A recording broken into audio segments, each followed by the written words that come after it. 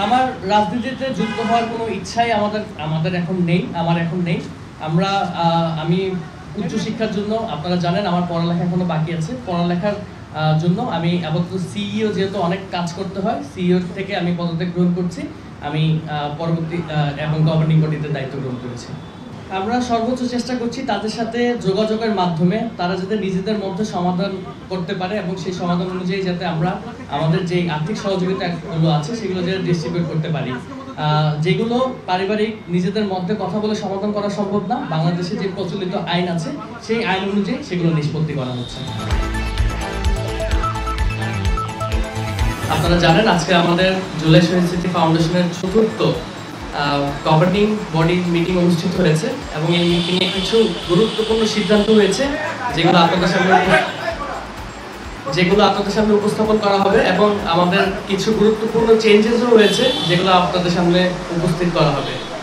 প্রথমেই আজকের এই সভায় চিফ এক্সিকিউটিভ অফিসার পদ থেকে আমি রিজাইন নিয়েছি। আমাদের গভর্নিং বডির সদস্য সংখ্যা সর্বমোট 6 জন। ইতিমধ্যেই নাহিদ ভাই, সাবেক তথ্য উপদেষ্টা নাহিদ ভাই রিজাইন নিয়েছে, যেহেতু সে একটা পলিটিক্যাল পার্টির সাথে অ্যাফিলিয়েট হয়েছে। তাই একটি জায়গা খালি ছিল, সেখানে আমি সিইও থেকে রিজাইন নেওয়ার পর আমাকে গভর্নিং বডির সদস্য হিসেবে এই সভা আমাকে মনোনীত করেছে। এপ্রিল 2025 তারিখ পর্যন্ত জুলাই শহীদ স্মৃতি ফাউন্ডেশনের গৃহীত কার্যক্রমগুলো আমরা এখন পর্যন্ত জুলাই শহীদ স্মৃতি ফাউন্ডেশনের অনুকূলে আর্থিক অনুদান প্রদানের জন্য ভ্যাট ও ট্যাক্স মওকুফ পেয়েছি। অর্থাৎ যারাই জুলাই শহীদ স্মৃতি ফাউন্ডেশনে ডোনেশন করবে বা আর্থিক অনুদান দিবে তাতে সেই টাকার উপর কোনো রকম ভ্যাট ট্যাক্স হবে না। সেটি ফাউন্ডেশনের কাজের পরিধি বিবেচনায় কার্যালয় সম্প্রসারণ করা হয়েছে, কার্যকরভাবে কল সেন্টার চালু করা হয়েছে, আইনি সহায়তা প্রদানের জন্য মামলা ইতিমধ্যে 5টি করা হয়েছে ও আমাদের শহীদ এবং আহত পরিবারদের মিলে এখন পর্যন্ত 12টি আইনি সহায়তা দেওয়া হয়েছে। মনোসামাজিক চিকিৎসার ব্যবস্থা করা হয়েছে 140 জনকে। শহীদ আহত পরিবারের সাথে গভর্নিং বডি ও নির্বাহী কমিটির সদস্যদের সাক্ষাৎ ও সুচিকিৎসার ব্যবস্থা করা হয়েছে। স্বাস্থ্য মন্ত্রণালয়ের MIS এর তথ্য সঠিকতা নিরূপণে যাচাই বাছাইকরণে সহযোগিতা প্রদান করা হয়েছে। ইতিমধ্যে প্রায় 100 জন শহীদ পরিবারের এবং আহতদের যোগ্যতা অনুযায়ী কর্মসংস্থানের ব্যবস্থা করা হয়েছে। শহীদ পরিবার এবং আহতদের চিকিৎসা ব্যবস্থা ত্বরান্বিত করার জন্য আন্তঃমন্ত্রণালয়ের সমন্বয় করা হয়েছে। বিভিন্ন বেসরকারি প্রতিষ্ঠানের সাথে সমন্বয় করা হয়েছে যেন শহীদ এবং আহত পরিবারদের কার্যকরী সহায়তা প্রদান করা যায়। আমাদের এখন পর্যন্ত ফাউন্ডেশনের যেই টাকা খরচ হয়েছে, যেই অনুদান আমরা পেয়েছি, সেটি প্রেজেন্ট করার জন্য আমাদের ফাউন্ডেশনের সিইএফও অর্থাৎ চিফ ফাইন্যান্সিয়াল অফিসার আমাদের আহসান হাবিব ভাইকে অনুরোধ করছি এটি প্রেজেন্ট করার জন্য। তারপরে আজকের মিটিংয়ে আমাদের যে সিদ্ধান্তগুলো হয়েছে আগামীতে করার জন্য, সেই সিদ্ধান্তগুলো আমরা আপনাদের সামনে উপস্থাপন করব।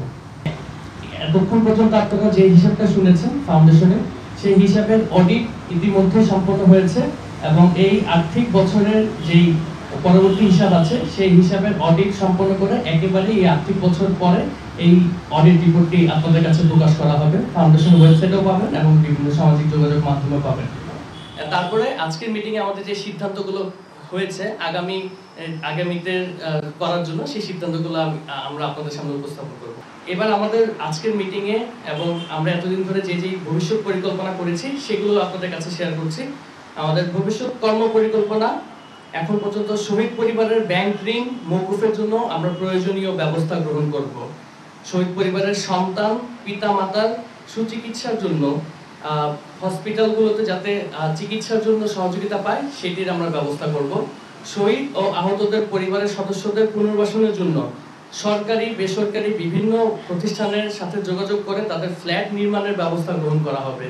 অর্থাৎ শহীদ পরিবারদের জন্য ফ্ল্যাট নির্মাণ করার জন্য উদ্যোগ গ্রহণ করা হবে যাতে তারা পুনর্বাসনের জন্য একটি স্থায়ী ঠিকানা পায়। শহীদ ও আহত পরিবারের সদস্যদের যোগ্যতা অনুযায়ী প্রশিক্ষণ ও পুনর্বাসনের ব্যবস্থা, কর্মসংস্থানের ব্যবস্থা করা হবে।